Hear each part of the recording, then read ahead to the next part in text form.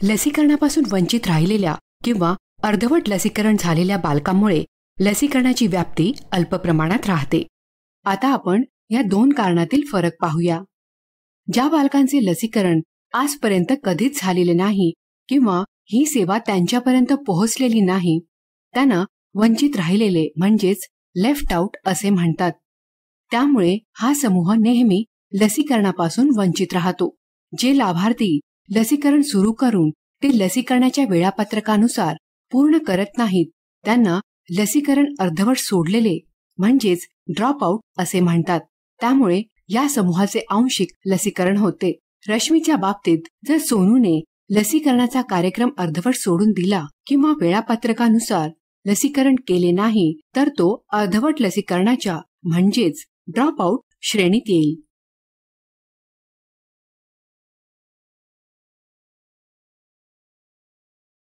रश्मीच्या बाबतीत पाहिलं तर काळजी घेणाऱ्या व्यक्तींच्या मनातील AEFI ची भीती आणि मिथक व गैरसमज हे लसीबाबतचा संदेह निर्माण करणारे काही अडथळे आहेत.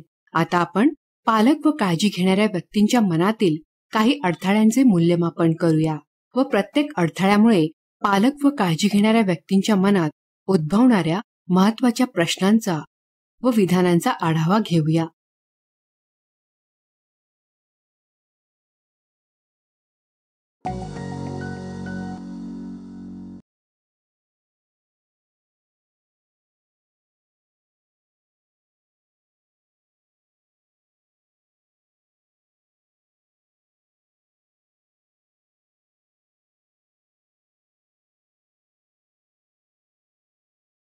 लसीबाबत संदेह निर्माण करणारे आणि काळजी घेणाऱ्या व्यक्तींना त्यांच्या बालकांचे लसीकरण करण्यापासून परावृत्त करणारे 6 महत्त्वाचे अडथळे आहेत.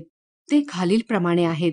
जागरूकतेचा अभाव किंवा अपुरी माहिती, मिथक आणि गैरसमज, AEFI ची भीती, विश्वासाची कमतरता, स्वारस्य किंवा प्रेरणेचा अभाव, व्यवस्था अथवा सेवेतील त्रुटी. आता आपण प्रत्येक अडथळा सविस्तरपणे पाहूया. अधिक माहितीसाठी आकृतीवर क्लिक करा. जागरूकतेचा अभाव किंवा अपुरी माहिती हा पहिला अडथळा आहे.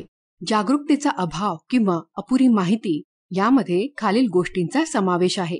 लसीकरणाची गरज व फायद्याविषयीची अनभिन्नता, दुसऱ्या किंवा तिसऱ्या डोसला पुन्हा येण्याची गरजेविषयीची अनभिन्नता, लसीकरणापासून टाळता येणाऱ्या रोगांपासून निर्माण होणाऱ्या धोक्याविषयीचे अज्ञान, लसीकरणाच्या सत्राची वेळ आणि ठिकाण ह्या संबंधीच्या माहितीचा अभाव.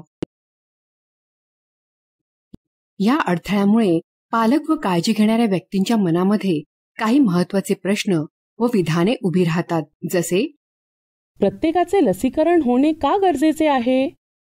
कुठल्या रोगांपासून माझ्या बाळाचे संरक्षण होणे गरजेचे आहे?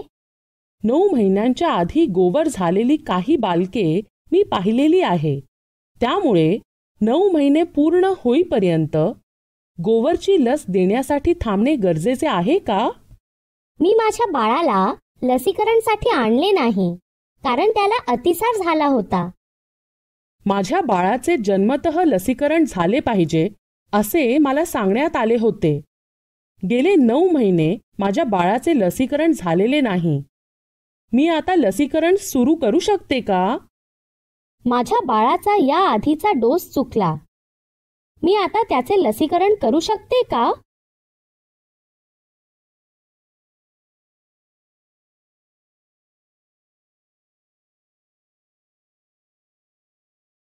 आपल्या सामाजिक व्यवस्थेत असलेले मिथक आणि गैरसमज हे लसीबाबतच्या संदेहाचा आणखी एक महत्त्वाचा अडथळा आहे.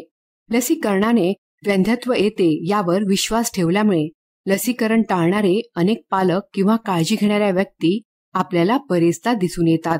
पुन्हा एकदा आपण रश्मीच्या केसकडे वळूया. सोनूची आजी कुठल्या मिथकाचा संदर्भ देत होती? तर लसीकरणामुळे बाळाची नैसर्गिक रोगप्रतिकारक शक्ती क्षीण होते यावर सोनूची आजी जोर देत होती. अन्य मिथक आणि गैरसमजामध्ये खालील गोष्टींचा समावेश आहे.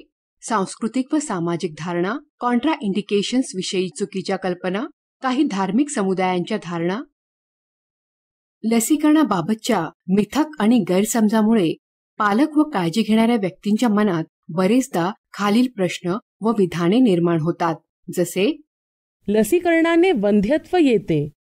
कुटुंबातील ज्येष्ठ व्यक्तीचा लसीकरणावर विश्वास नाही, कारण कुटुंबात तशी प्रथा नाही. आजारी बालकांचे लसीकरण करू नये. बाल्यावस्थेतील आजार हे बालकाच्या सर्वसाधारण विकासाचा भाग नाही का? आजारपणामुळे बालक अधिक सशक्त होते. लस देऊन मी त्याला कमजोर का करू?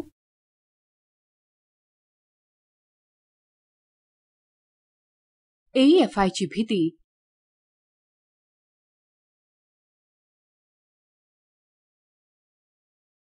हे लसीबाबतच्या संदेहाचा तिसरा महत्वाचा अडथळा आहे.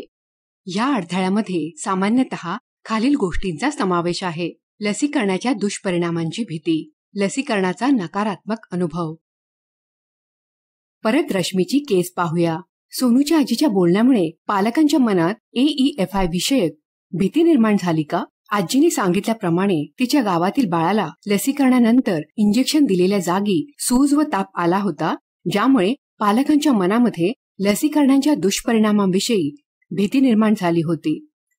AEFIच्या भीतीमुळे पालक किंवा काळजी घेणाऱ्या व्यक्तींचे मनामध्ये निर्माण होणारे सामान्य प्रश्न व विधाने यामध्ये खालील गोष्टींचा समावेश आहे. माझ्या शेजारणीने तिच्या बाळाला लस दिल्यानंतर बाळाच्या दंडावर इंजेक्शन दिलेल्या जागी थोडी सूज आली होती. यात काळजी करण्यासारखे काही आहे का? गेल्या वेळेस लस दिल्यानंतर माझ्या बाळाला ताप आला होता, त्यामुळे माझे पती बाळाला लसीकरणासाठी नेऊ देत नाहीत. लस दिल्यानंतर माझे बाळ आजारी पडेल का? माझ्या बाळाला लस देण्यामध्ये कुठल्या प्रकारचा धोका आहे?